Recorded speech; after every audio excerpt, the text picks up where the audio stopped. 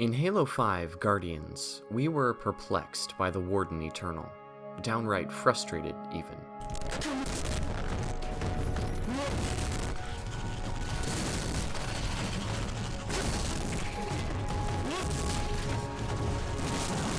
He appeared at a time and place in which we hoped we might see the Didact. He was arrogant, dangerous, and jealous? When Cortana first found Genesis, I swore to protect her. He wants a fight, Blue Team. Let's give him one. My pledge stands, even though she now resists.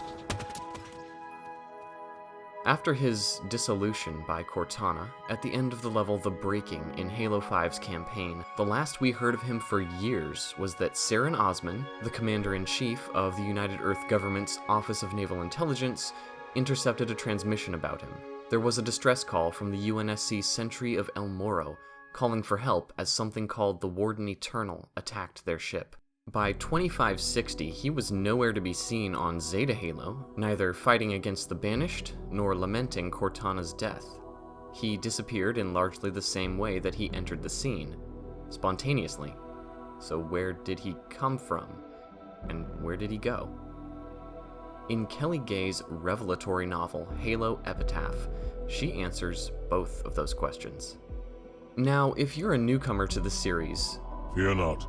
I'll be explaining things as I go along. The story begins with the Domain, which, among other things, is a quantum repository containing knowledge and wisdom that has been gathered over eons, used by the Forerunners to store, transmit, and interpret information. And it is a living consciousness of some kind, with its own guiding set of rules. It is a network that can exercise control over technology across the galaxy. Tangible and intangible, it is a thing that exists beyond us all.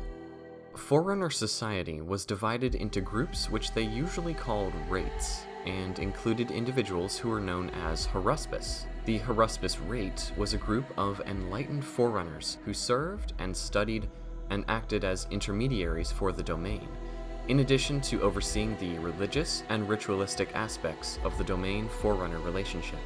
Side note, I'm making heavy use of quotations because of the sometimes misunderstood and often nebulous quality of these entities. I'm hoping to be as concrete and responsible with my explanation of these things as possible, without being too wordy. The Forerunners created the Halo Array, 7 gigantic weapons meant for the sole purpose of killing all potential hosts for the Flood, a galactic parasite that tried to consume all life in the Milky Way galaxy.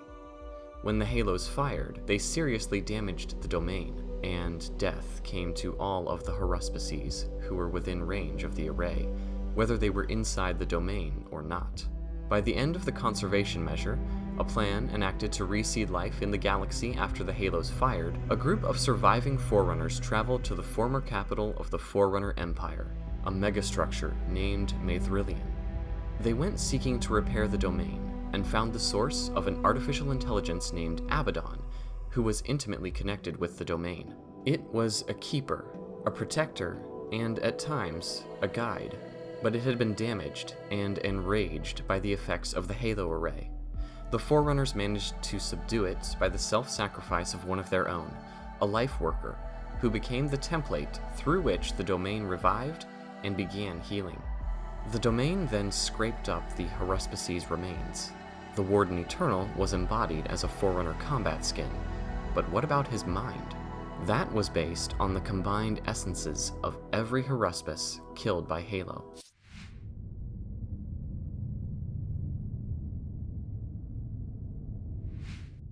They became the hasty, imperfect template to create a protector.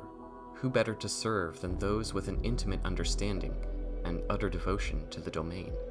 Only, their combined devotion became obsession. The Warden viewed biological life with all of its greed and worldliness, chaos and corruption as an affront to the mantle of responsibility. But the Warden was eventually excluded from the Domain itself, having been assigned to defend its gateways in a place called the Void, which came into being immediately after the Halos fired. Fragments of Cortana, a human-made smart AI, reached a place adjacent to the domain after the original was destroyed.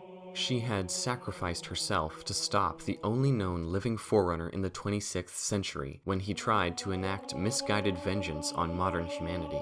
He had been corrupted by his encounter with the Flood 100,000 years prior. Through these fragments, she set to work persuading the Warden to join her cause. The Forerunners kept a comprehensive stash of knowledge outside the domain. This accumulated data was called the Absolute Record. After the Forerunners were gone, the record was maintained by some of the machine intelligences they left behind. It contains an entry on the Warden, which reads thus: Cortana engaged the Warden in a lengthy discourse, probing for an opportunity to circumvent his vigilant watch. Eventually, one was found, and she seized it, resulting in her taking command of the ancient network, placing the Warden Eternal in her charge. Human-made, smart artificial intelligences are mostly limited to a 7-year operational lifespan as of the 26th century, and Cortana wanted to allow other AIs to enter the domain. This would give them a limitless space in which to grow and avoid death. When the original Cortana perished, she was already beyond the normal 7 years in which AIs could safely function. She had started to suffer from a dangerous condition called Rampancy, which has been described as being akin to a human brain failing to send the signals that keep the other organs in the body functioning, because too much of its energy is being used for thinking. Resulting behaviors can be erratic, emotional, and potentially life-threatening to humans who need the AI for a given task. The consequences of allowing human AIs into the domain were that they ransacked, consumed, and disrupted the surviving records of life experiences of beings who had lived and died in ages past, thereby injuring the repository. But the Warden didn't care about this. His disregard for the well-being of the domain ultimately destroyed him.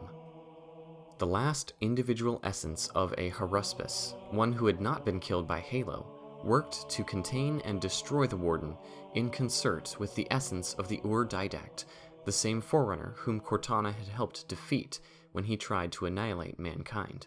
Haruspis used a ritual taught by Abaddon to the first Forerunners who explored the domain, which helped them return to a single place if they were lost.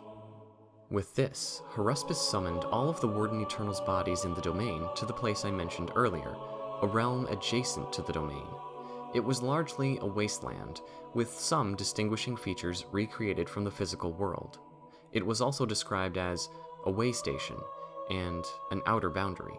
It was here that, on an exposed piece of bedrock, Haruspis carved a circle. It carved the tree mark inside this circle, and performed the ritual that summoned all of the Warden's bodies that were in and around the domain at the time. They were temporarily trapped within the circle, and it was here that the Didact used a quantum rift blade to defeat the Warden Eternal. He was helped by thousands of Forerunner and human essences who gave him an opportunity to strike deeply into the Warden's body, and then, finally, to bisect its head, killing it. Though some of its bodies may have persisted in the physical world, Haruspis said that they would go insane when they were cut off from their other bodies and the domain. This last Haruspis wept for the Warden Eternal, understanding that it was now the only member of its rate.